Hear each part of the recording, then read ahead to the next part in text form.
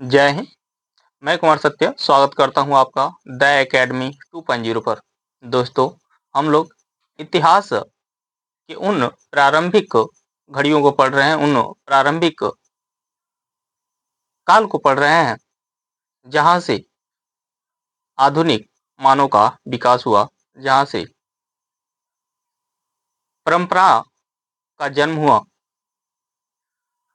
इस दौरान हम लोग पढ़े सबसे पहले पाषाण काल को, और देखे कि पाषाण काल को 3 कालखंडों में विभाजित किया गया था, जिसमें जो पहला कालखंड था उसका नाम था पूरा पाषाण काल, और दूसरा जो कालखंड था उसका नाम था मध्य पाषाण काल, और जो तीसरा कालखंड था उसका नाम था नव पाषाण काल। फिर इस दौरान हमने देखा कि जो पूरा पाषाण काल है ये पुनः 3 भागों में या 3 कालखंडों में विभाजित होता है, जिसमें पहले वाले कालखंड को कहा जाता है निम्न पूरा पाषाण काल, दूसरे को कहा जाता है मध्य पूरा पाषाण काल और तीसरे को कहा जाता है उच्च पूरा पाषाण काल। इन तीनों कालखंडों को हमने पढ़ लिया था। आज हमें पढ़ना है मध्य पाषाण काल। क्या पढ़ना है? मध्य पाषाण काल। तो आज हम देखने वाले हैं मध्य पाषाण काल और नव पाषाण काल। ठीक है ना? अब देखें कि जो मध्य पाषाण काल है, मध्य पाषाण काल, इस मध्य पाषाण काल का समय पीरियड क्या है? तो देखें, इसका अगर टाइम पीरियड की बात करें कि कालखंड क्या है इसका, तो इसका जो कालखंड है ये लगभग 10,000 ईसा पूर्व से लेकर 4,000 ईसा पूर्व तक इसको क्या किया जाता है, लगभग माना जाता है कि ये जो कालखंड है ये कालखंड मध्य पाषाण काल का रहा होगा। अब बात आती है कि जब पूरा पाषाण काल के बारे में जान रहे थे तो फिर ये नौ पाषाण के बारे में कैसे पता चला? तो आपको याद रखना है कि एक घटना हुई 1857 में, और आपको 1857 की घटना तो यादें होगी। ये क्या है? ये घटना है तो 1857 का विद्रोह। ये क्या है? 1857 का विद्रोह, जिसे 1857 की क्रांति के नाम से भी जाना जाता है। इस दौरान में देखें कि पूरे भारत में विद्रोह हुआ है। किसके प्रति? तो जो ब्रिटिश सरकार है, ब्रिटिश कानून है, उसके प्रति। किस लिए? तो स्वराज की प्राप्ति के लिए। इस दौरान देख रहे हैं कि पूरे भारत में प्रथम स्वतंत्रता आंदोलन की दौर चल रही है। पूरे भारत में स्वतंत्रता आंदोलन चल रही है। उसी कालखंड में, उसी दौरान, यानी 1857 में ही एक तरफ खुदाई भी चल रही थी। एक तरफ क्या चल रही थी? खुदाई। यानी देखें कि इस दौरान एक तरफ विद्रोह हो रहा है, क्रांति हो रही है, और दूसरी तरफ क्या हो रहा है? खुदाई। अब ये खुदाई कराने वाला कौन था? तो ये खुदाई कराने वाला जो व्यक्ति था उसका नाम था C.L. कार्लाइज। इस व्यक्ति का नाम क्या था? C.L. कार्लाइज। ये क्या कर रहे थे? तो ये इसका खुदाई कराए, और जब ये खुदाई कराए तो क्या हुआ? तो देखें, जो ये खुदाई है, ये खुदाई हो कहाँ रही थी? तो ये खुदाई हो रही थी विंध्यन क्षेत्र में। कहाँ ये खुदाई हो रही थी? विंध्यन क्षेत्र में।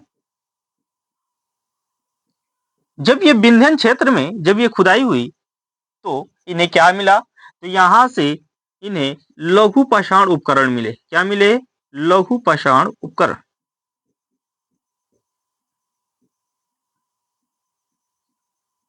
इन्हें क्या मिला? लघु पाषाण उपकरण मिला। और इसी लघु पाषाण उपकरण को सूक्ष्म पाषाण कहा गया। इसे क्या कहा गया? सूक्ष्म पाषाण। सूक्ष्म पाषाण, इसे क्या कहा गया? सूक्ष्म पाषाण कहा गया। इसे ही माइक्रोलिथिक कहा गया। अब इस समय क्या मिला? सूक्ष्म पाषाण मिला। कहां से? तो ये मिला है विंध्यन क्षेत्र से। किसे मिला? तो ये मिला C.L. कार्लाइल को, कार्लाइल महोदय को। और इसी के आधार पर यह माना गया कि जो सूक्ष्म पाषाण है ये उच्च पूरा पाषाण काल के बाद का ये उपकरण है और इसलिए इस कालखंड को कहा गया मध्य पाषाण काल। अब देखें कि जो ये मध्य पाषाण काल है, इस कालखंड में क्या क्या मिला? तो सबसे पहले देखें कि अगर आए एमपी में, एमपी यानी मध्य प्रदेश में, तो मध्य प्रदेश में एक स्थान है, यानी एक स्थान है पंचमढ़ी, या ऐसा कह सकते हैं जिला है ना, पंचमढ़ी। इस पंचमढ़ी से क्या मिला है? तो दो शैलाश्रय मिले हैं। क्या मिले हैं? दो शैलाश्रय। शैलाश्रय होता क्या है? ठीक है ना। अगर इसको शब्द को तोड़ दें, अगर इस शब्द को तोड़ें तो इसमें दो शब्द आपको मिल जाएगा, शैल प्लस आश्रय। शैल मतलब होता है चट्टान, शैल मतलब चट्टान, और आश्रय मतलब जहां पे रहते हो, जहां पे रुके, ठहरे, निवास करें, तो या रहने का स्थान कह सकते हैं, रहने का स्थान। यानी वह स्थान जो, वह रहने का स्थान जो किससे बना हो? चट्टान से बना हो, उस स्थान को क्या कहा जाएगा? शैलाश्रय कहा जाएगा। ठीक है ना। तो ये पंचमढ़ी है, पंचमढ़ी में आपको दो शैलाश्रय मिले। वो दो शैलाश्रय कौन कौन से थे? तो एक का नाम था जम्बूद्वीप, जम्बूद्वीप, और दूसरे का नाम था डेरोथोप, डेरे डेरो डेरे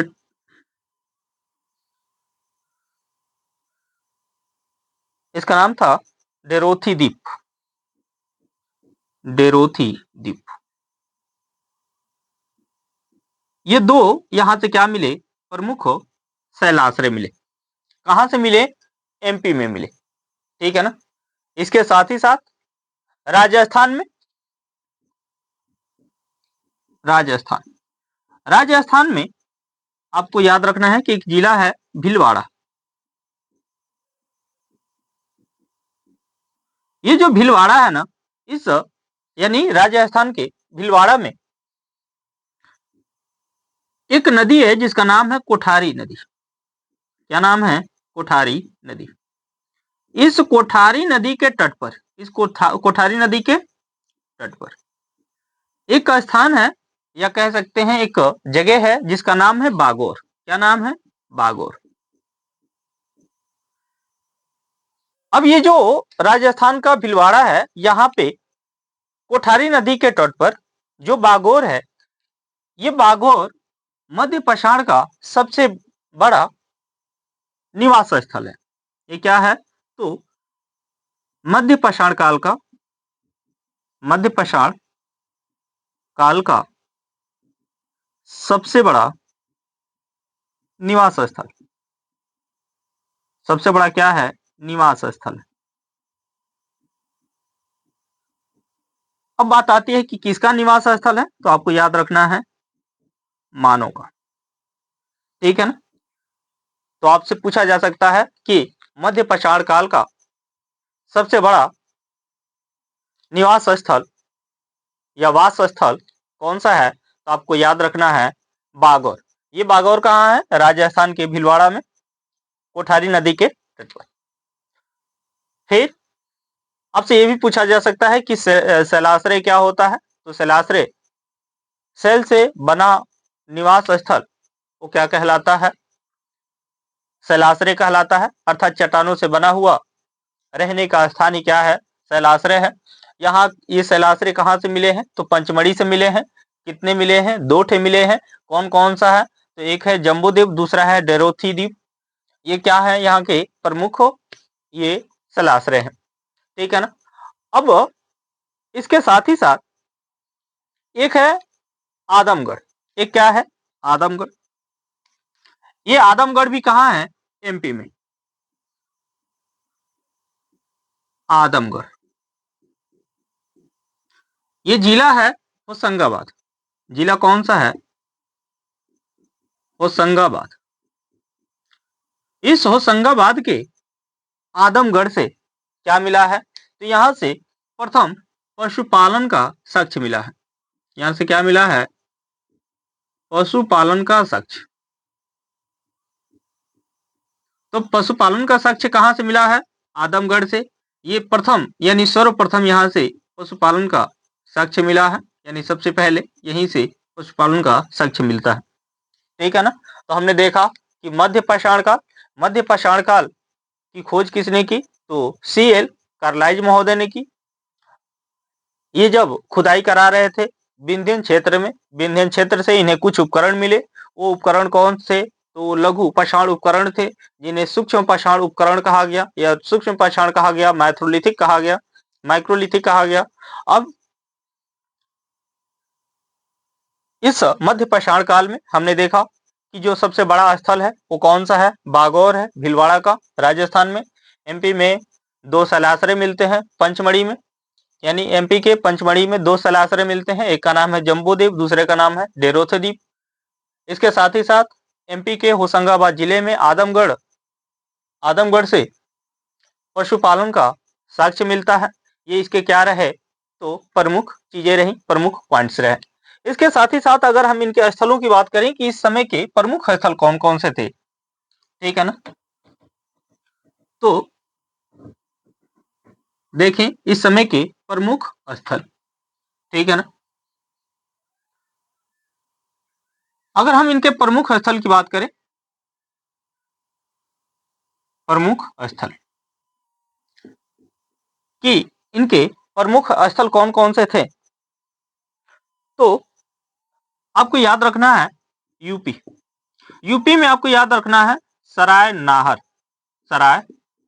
नाहर, और दूसरा याद रखना है महदहा।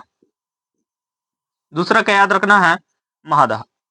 अब जो सराय नाहर है, यहां से क्या मिला है? तो यहां से स्तंभ गर्त मिला है। क्या मिला है? स्तंभ गर्त।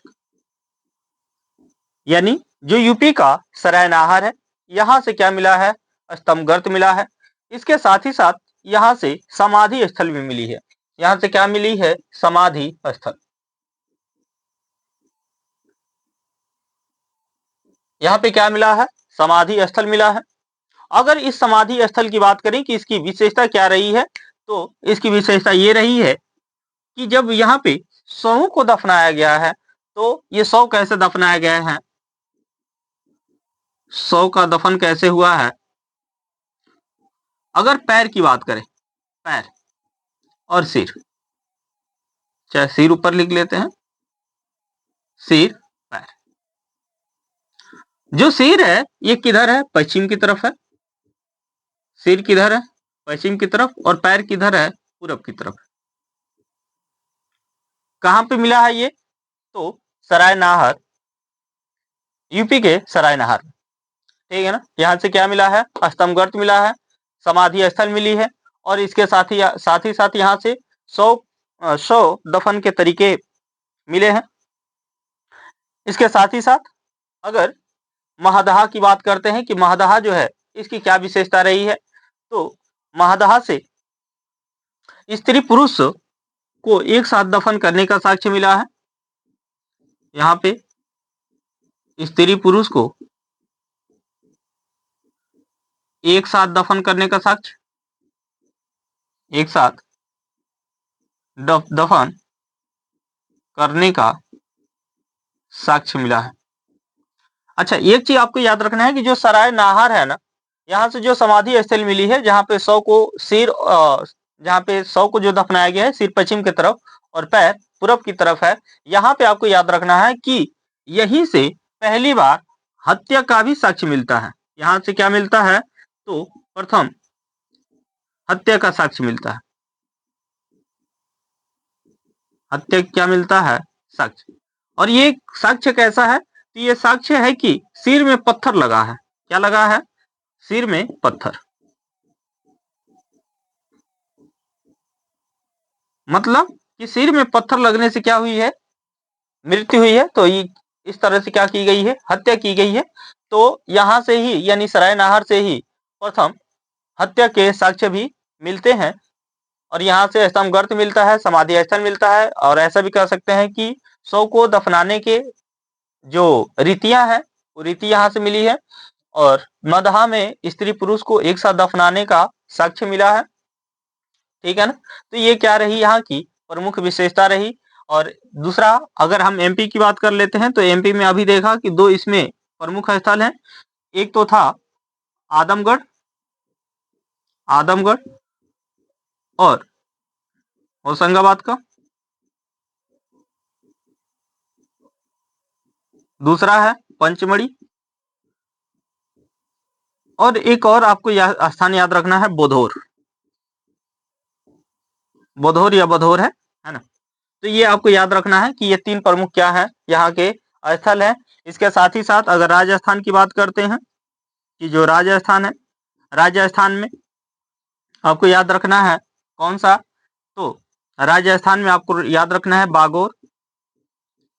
बागोर कहाँ पे? भीलवाड़ा। ठीक है ना? तो ये क्या रहे यहाँ के प्रमुख स्थल है। इसके साथ ही साथ बिहार में भी एक स्थल मिलता है, जिसका नाम है पैसारा। जिसका नाम क्या है? पैसारा है। और ये पैसारा कहाँ मिलेगा? मुंगेर जिले में। पैसारा ये कहाँ मिलेगा? मुंगेर जिला। यानी जो बिहार का मुंगेर है, यहाँ पे क्या मिला है?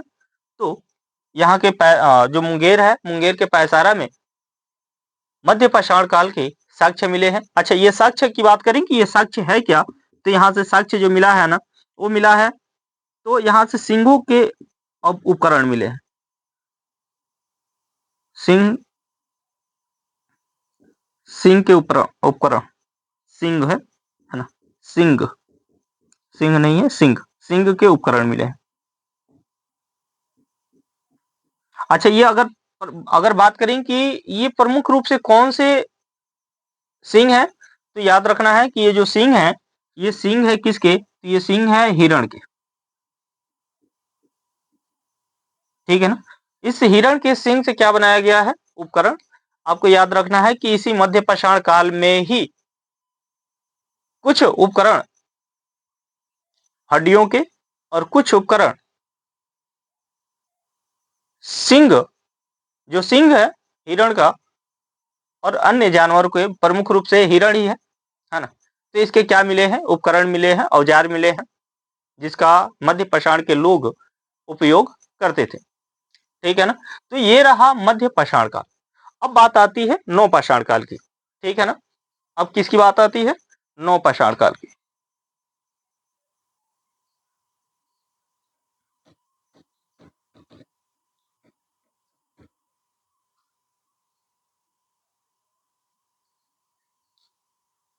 देखें, नौ पाषाण काल, देखें जो नौ पाषाण काल है, इसकी खोज कौन करता है? ठीक है ना? तो आपको याद रखना है कि 1842 में, कब? 1842 ईस्वी में खुदाई हो रही थी। कहां पे? कर्नाटक में। ठीक है ना? खुदाई कहां पे हो रही थी? कर्नाटक में। और ये खुदाई कराने वाले जो व्यक्ति थे, उनका नाम था प्राइम रोज। नाम क्या था? प्राइम रोज। ठीक है ना? तो यहाँ पे क्या हो रही थी? खुदाई। और ये खुदाई कराने वाला व्यक्ति कौन था, जिसके द्वारा ये खुदाई हो रही थी? तो उसका नाम था डॉक्टर प्राइमरोज। अब ये जो यहाँ पे खुदाई कराए और खुदाई करने के दौरान इन्हें कुछ साक्ष्य मिले और उसके आधार पे उन्होंने कहा कि ये जो उपकरण है, साक्ष्य क्या है, वो उपकरण ही है ना। तो उपकरण जो मिले उस आधार पे इन्होंने कहा ये जो उपकरण है ये मध्य पाषाण या पूरा पाषाण काल का नहीं है, बल्कि ये जो साक्ष्य है ये नौ पाषाण काल का है। ठीक है ना।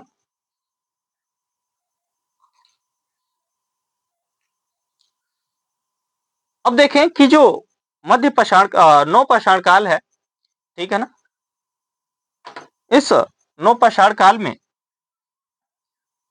सबसे पुराना जो साक्ष्य मिला है कृषि का साक्ष्य मिला है, यहां से कृषि का साक्ष्य। और ये कृषि का जो साक्ष्य मिला है ये कहां से मिला है, तो आपको याद रखना है मेहरगढ़ से मिला है। कहां से मिला है, मेहरगढ़। और ये मेहरगढ़ कहाँ है, तो बलूचिस्तान जो प्रांत है, बलूचिस्तान पाकिस्तान से।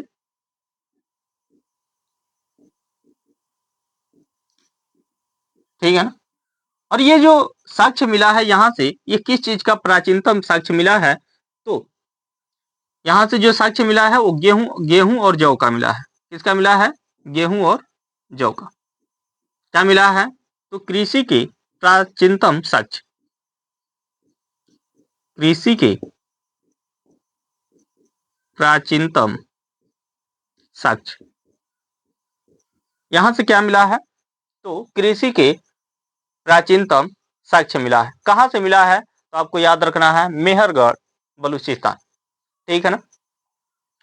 अब देखें कि ये मेहरगढ़ से तो क्या मिला, प्राचीनतम कृषि के साक्ष्य मिला। लेकिन आपको याद रखना है कि प्राचीनतम चावल का या धान का साक्ष्य कहां से मिला है ना। तो प्राचीनतम चावल या प्राचीनतम चावल या धान का साक्ष्य, तो आपको याद रखना है कोल्डिहिवा। क्या याद रखना है, कोल्डिहिवा। ये कोल्डिहिवा कहाँ है, तो ये कोल्डिहिवा आपको याद रखना है यूपी में, यानी उत्तर प्रदेश में। तो जो कोल्डिहिवा है यहाँ से प्राचीनतम चावल या धान के साक्ष्य मिले हैं। लेकिन आपको याद रखना है कि इससे भी प्राचीनतम जो साक्ष्य हैं वो कहां से मिले हैं, तो आपको याद रखना है उसके लिए लहुरा देव। क्या याद रखना है, लहुरा देव। ये जो लहुरा देव है ना, ये नवीनतम खोज के आधार पे इसे माना गया है ना, नवीनतम खोज। जो नवीनतम खोज हुई है उस आधार पे देखें कि जो सबसे प्राचीनतम जो कृषि का साक्ष्य मिला है वो कहां से मिला है, लहुरा देव से मिला है। और ये जो लहुरा देव है यहां से जो ये साक्ष्य मिला है कब का है, तो आपको याद रखना है ये जो साक्ष्य मिला है कृषि साक्ष्य, ये मिला है लगभग 8000 ईसा पूर्व का। कितने समय पुराना मिला है ये, 8000 ईसा पूर्व का ये साक्ष्य मिला है। ठीक है ना। लेकिन वहीं पे अगर कोल्डिहिमा की बात करें कि जहां से प्राचीनतम चावल या धान का साक्ष्य मिला है, ये साक्ष्य कितने कितने साल पुराना है, तो ये लगभग 6000 से 6500 ईसा पूर्व का ये कालखंड का माना जाता है कि इतने से लेके इतने के बीच का, यानी कभी 6000 या 6500 माना जाता है कि इसके इसी कालखंड का ये साक्ष्य है। ठीक है ना। तो यहाँ पे दो अगर अलग अलग किताबें पढ़ेंगे ना तो अलग अलग ये यहाँ पे समय पीरियड मिल जाएगा, टाइम पीरियड मिल जाएगा। कहीं पे 6000 मिलेगा और कहीं 6500। तो चूंकि ये एग्जैक्ट इसका लोकेशन सॉरी ये जो टाइम पीरियड है वो ज्ञात कर पाना मुश्किल होता है, इसलिए ये लगभग 6000 से लेके 6500 ईसा पूर्व के बीच का ये कालखंड माना जाता है कि इसी समय का यहाँ पे धान या चावल का साक्ष्य मिला है। ठीक है ना। अब देखें कि ये तो इसके प्रमुख चीजें हो गई। इसके अन्य अगर चीजों की बात करें तो एक याद रखना है, चिरांद। ठीक है ना, क्या है? चिरांद। ये चिरांद कहाँ है? बिहार में। ये जो चिरांद है ना, यहाँ ये एकमात्र ऐसा नवपाषाण काल का एक स्थल है जहां से सिंह के उपकरण मिले हैं। ठीक है ना, यानी एकमात्र स्थल जहां से सिंह के उपकरण मिले हैं, सिंह के उपकरण मिले हैं। ठीक है ना, यहां से क्या मिले हैं? सिंह के उपकरण मिले हैं। इसके साथ ही साथ जो नवपाषाण काल है, इस नवपाषाण काल में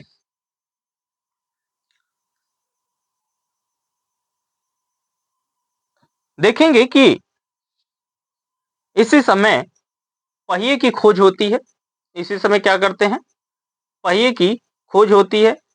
इस समय के जो मानव हैं अस्थायी जीवन यापन करने लगते हैं।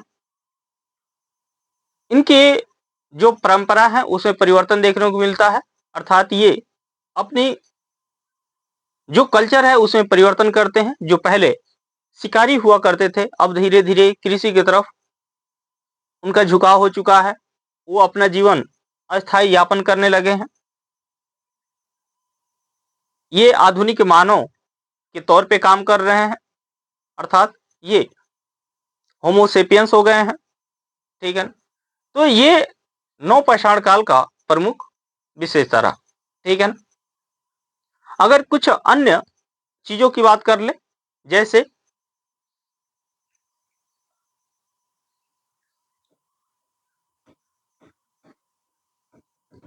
जम्मू कश्मीर में चले, है ना, तो जम्मू कश्मीर में आपको दो स्थल मिलेंगे।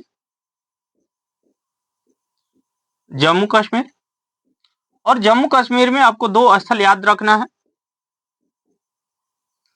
एक तो है बुर्ज होम, और दूसरा याद रखना है गुफ करार या कुफ करार, कुफ करार, है ना। अब ये जो दो स्थल है ना, ये प्रमुख स्थल है यहाँ के। ठीक है ना, ये जो बुर्ज होम है इसका मतलब होता है भुर्ज, वृक्ष का स्थान। भुर्ज, वृक्ष का स्थान। ये जो बुर्ज होम है यहाँ पे स्तंभ गर्त मिला है। क्या मिला है? स्तंभ गर्त।